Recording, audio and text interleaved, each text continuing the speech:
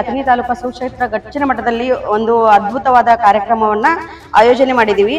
ಅದಕ್ಕೋಸ್ಕರ ತಮ್ಮೆಲ್ಲರಿಗೂ ಮಾಹಿತಿ ಕೊಡ್ಬೇಕಂತ ಹೇಳಿ ನಿಮ್ಮನ್ನ ಕರೆದಿದ್ದೀವಿ. ಇಲ್ಲಿ ಈ ಕಾರ್ಯಕ್ರಮಕ್ಕೆ ಉದ್ಘಾಟಕರಂತ ಹೇಳಿ ಮಹಿಳಾ ಆಯೋಗ ಅಧ್ಯಕ್ಷರಾದಂತ ಶ್ರೀಮತಿ ಡಾಕ್ಟರ್ ನಾಗಲಕ್ಷ್ಮಿ ಚೌಧರಿ ಅಮ್ಮನವರು ಬರ್ತಾ ಇದ್ದಾರೆ. ಮತ್ತೆ ಅಧ್ಯಕ್ಷತೆ ನಮ್ಮ ಅಥಣಿ ಮತಕ್ಷೇತ್ರದ ಶಾಸಕರಾದಂತ ಲಕ್ಷ್ಮಣ್ ಸೌದಿ ಅವರು ಕೂಡ ಬರ್ತಾ ಇದ್ದಾರೆ. ಮತ್ತೆ ಇನ್ನುಳಿದ ಮುಖ್ಯ ಅತಿಥಿಗಳಾಗಿ ಅಥಣಿ ಆಡಳಿತ ಅಧಿಕಾರಿಗಳು ಎಲ್ಲರೂ ಬರ್ತಾ ಇದ್ದಾರೆ. ಮತ್ತೆ ಅತಿಥಿಗಳಾಗಿ ಪುರಸಭೆ ಅಧ್ಯಕ್ಷರು ಕೂಡ ಬರ್ತಾ ಇದ್ದಾರೆ. ಎಲ್ಲರೂ ನಮ್ಮ ಭರವಸೆ ಬೆಳಕು ಸಂಸ್ಥೆಗೆ ಕಾರ್ಯಕ್ರಮಕ್ಕೆ ಎಲ್ಲರೂ ಬರ್ತಾ ಇದ್ದಾರೆ. ಅದಕ್ಕೋಸ್ಕರ ಅಥಣಿ ಮತಕ್ಷೇತ್ರ ಜನತೆಗೆ ಒಂದು ಮಾಹಿತಿ ಹೇಳಕ್ ಇಷ್ಟಪಡ್ತೀನಿ. ಇದೊಂದು ಅದ್ಭುತವಾದ ಕಾರ್ಯಕ್ರಮವನ್ನ ಏರ್ಪಡಿಸಿದೀವಿ.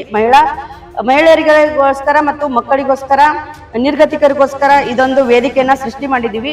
ಅಮ್ಮ ಬರ್ತಾ ಇದ್ದಾರೆ, ನಾಗಲಕ್ಷ್ಮಿ ಚೌಧರಿ ಮಹಿಳಾ ಆಯೋಗ ಅಧ್ಯಕ್ಷರು ಬರ್ತಾ ಇದ್ದಾರೆ.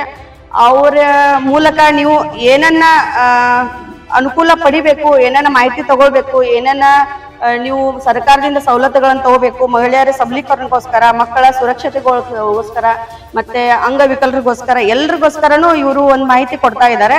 ಅದನ್ನ ಎಲ್ಲರೂ ತಗೋಬೇಕಂತೇಳಿ ತಮ್ಮ ಮೂಲಕ ಮನವಿ ಮಾಡ್ಕೊಳ್ತೀನಿ. ಧನ್ಯವಾದಗಳು. ಸಂಸ್ಥೆ ವತಿಯಿಂದ ನಾವು ಶಿಬಿರಗಳನ್ನ ಹಮ್ಮಿಕೊಳ್ತಾ ಇದ್ದೀವಿ.